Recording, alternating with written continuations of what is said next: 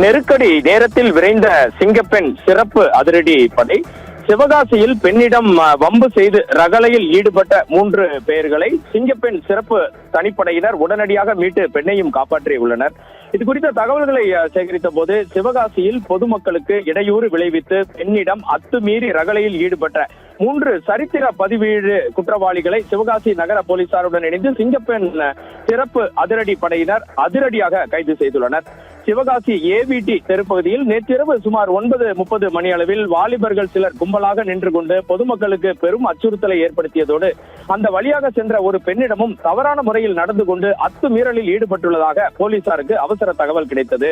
மின்னல் வேகத்தில் உடனடியாக பாய்ந்த சிங்கப்பெண் படை அடுத்த சில நிமிடங்களில் அந்த பகுதியில் ரோந்து பணியில் ஈடுபட்டிருந்த சிறப்பு தனிப்படை போலீசார் சம்பவ இடத்திற்கு விரைந்தனர். இந்த சிங்கப்பெண் சிறப்பு அதிரடிப்படை போலீசாரை கண்டதும் அந்த ரவுடி கும்பல் அங்கிருந்து தப்பியோட முயன்றது. இருப்பினும் சிங்கப்படை போலீசார் சாமர்த்தியமாக செயல்பட்டு உடனடியாக அவர்களை துரத்தி சென்று தீவிர தேடுதல் வேட்டை நடத்தி 3 பேரை மடக்கி பிடித்துள்ளனர். பிடிபட்ட நபர்களை சிவகாசி நகர காவல் நிலையத்திற்கு அழைத்து சென்று விசாரித்ததில் அவர்கள் 3 பேருமே சிவகாசியை சேர்ந்த சரித்திர பதிவேடு குற்றவாளிகள் என்பது தெரிய வந்தது. 26 வயதான மகேந்திரகுமார் என்ற குள்ளமணி, 25 வயதான செண்பக பாண்டி, 27 வயதான மகேந்திரன் இவர்கள் 3 பேர் மீதும் போலீசார் முறைப்படி வழக்கு பதிவு செய்து அடுத்த கட்ட சட்டப்பூர்வ நடவடிக்கைகளை மேற்கொண்டு வருகின்றனர். உடனடியாக இவர்கள் கைதும் செய்யப்பட்டிருக்கின்றனர்.